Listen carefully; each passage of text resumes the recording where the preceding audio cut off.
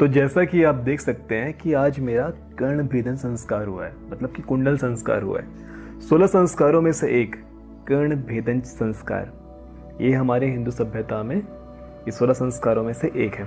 आज मैं आप लोगों को बताऊंगा कि कान को इस तरह से छिदवाना, कान में बाली पहनना सांस्कारिक रूप से क्यों ज़रूरी है और इसके साइंटिफिक रीजंस क्या हैं, साइंटिफिक बेनिफिट्स क्या हैं, क्यों ये आपके ब्रेन और आपके याददाश्त के लिए बहुत ही सही चीज़ हो सकती है, इसके क्या क्या फ़ायदे हैं, क्यों इसे कराना चाहिए और कब इसे कराना चाहिए, इस बारे में आज हम बात करेंगे।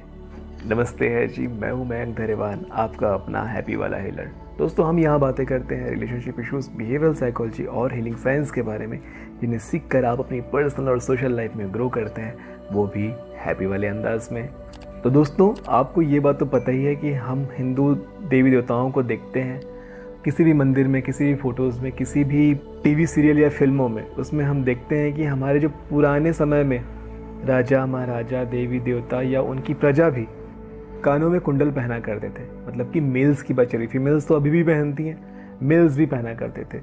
तो उस टाइम ये सिर्फ फैशन नहीं था, इसका एक बेसिक रीज़न था कि कानों में जो यहाँ पर का जो एक्यूप्रेशर पॉइंट होता है ना, वो डायरेक्ट कनेक्ट होता है आपके प्यूटिटरी ग्लैंड से।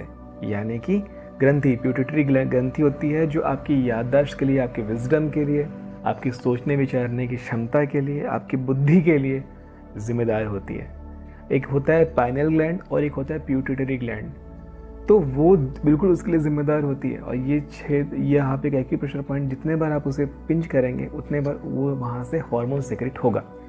आपने हमेशा देखा होगा कि जब भी स्कूलों में पुराने टीचर्स जो होते थे, अभी भी कुछ भी चीज़ अगर हम गलती करते हैं, कोई चीज़ हमें समझ में नहीं आई होती है, कोई भी नई सीख देना होता है, तो बोलते हैं कान पकड़ो, कान पकड़ो और बोलो कि आगे से ये सब नहीं करोगे।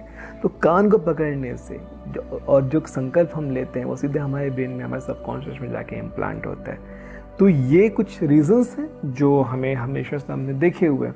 आपने देखा, ये भी देखा होगा, टीचर्स कुछ चीज़ अगर हमें समझ में नहीं आया, याद नहीं हुआ, हमने पढ़ाई अच्छे से नहीं करी, तो हमारा कान खींचते हैं, बोलते हैं आगे से देखो, ऐसे पढ़ो। तो ये भी एक तरीका रहा है। जब हमें मुर्गा बनने के लिए कहा जाता है, तो मुर्गा बनने और उस प्रॉपर उस पोस्चर में बॉडी को इस तरह से मोड़ कर भी हमें कान ही पकड़ाया जाता है, ताकि हमारी गलती हमारे ब्रेन में जाके एक छाप छोड़ दे कि ये गलती नहीं करना है, जिसकी वजह से ये तकलीफ हुई थी। और कान को उस जगह को पकड़ने से हमारे ब्रेन में वो संकल्प स्थापित होता है। तो अब तो आपने समझ में आ गया कि ये एक्यूप्रेशर पॉइंट कितना ज़रूरी है हमारे ब्रेन के लिए। आध्यात्मिक कारण है कि 16 संस्कारों में से एक, हमारे अध्यात्म में, हिंदू सभ्यता में 16 संस्कारों का उल्लेख है, जिसमें से विद्या, विवाह, संन्यास, वैसे ही कर्ण भेदन का संस्कार है। और इसे पुराने लोगों ने बनाया है तो कुछ सोच समझ कर ही बनाया है। आजकल के समय में ये फैशन में कन्वर्ट हो गया है, इट्स ओके, फैशन में कन्वर्ट हो गया है, लेकिन मेल्स में, पुरुषों में ये चीज़ बिल्कुल गायब हो गई है।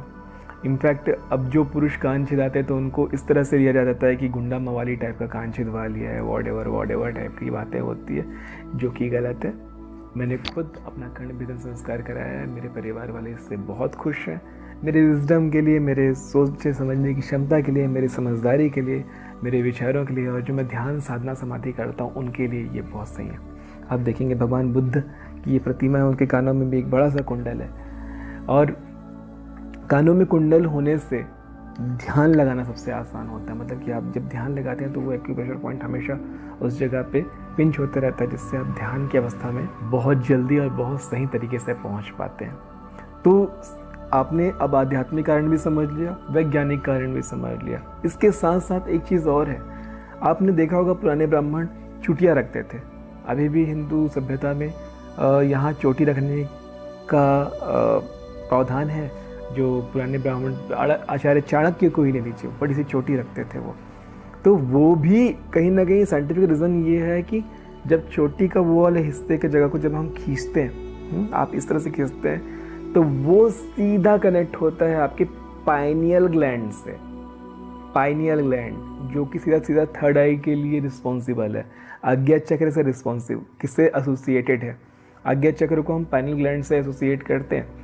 तो जब वो जो चुटिया हम खींचते हैं तो वहाँ पर का एक्यूप्रेशर पॉइंट हमारे पाइनल ग्लैंड को सिक्रेट करता है। तो ये सारी चीज़ें साइंटिफिक है जो हमारे पुराने शास्त्रों में, पुराने विधि विधानों में है।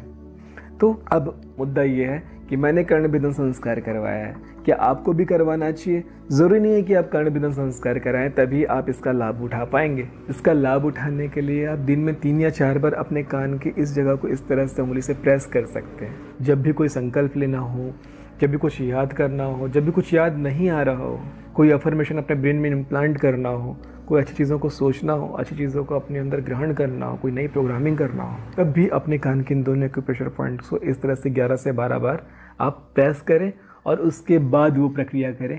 तो उससे आपको बहुत लाभ मिलेगा अपने ध्यान करने के लिए, अपनी अफर्मेशन करने के लिए, कोई भी नई अच्छी प्रोग्रामिंग करने के लिए। इसके नेगेटिव इम्पैक्ट्स भी हो सकते हैं कि जब आप कोई बुरी चीज़ों को अपने अंदर डाल रहे हो, उस टाइम पे भी अगर कानों को उस तरह से पिंच किया गया तो वो भी इम्प्लांट होगा। प्रोग्रामिंग होती है दोस्त, अच्छी और बुरी नहीं होती। वो तो उसका रिजल्ट अच्छा या बुरा होता है, जो आपके लिए अच्छा या बुरा हो सकता है। इसलिए अपने विवेक से काम लेते हुए इस एक्यूप्रेशर पॉइंट का सही इस्तेमाल कीजिए और आप देखेंगे कि ये आपको कितना लाभ देता है आने वाले समय में। शास्त्रों में इसके कई अलग अलग उल्लेख हैं, जिसमें मैं आपको एक मोटा मोटा बता देता हूँ। आप चाहे तो इस पर विश्वास करें, चाहे तो ना करें, इसमें कोई बहुत बड़ा रॉकेट साइंस नहीं है। कर्णभेदन संस्कार हमेशा आपकी अपनी आयु के विषम अंक पे किया जाता है।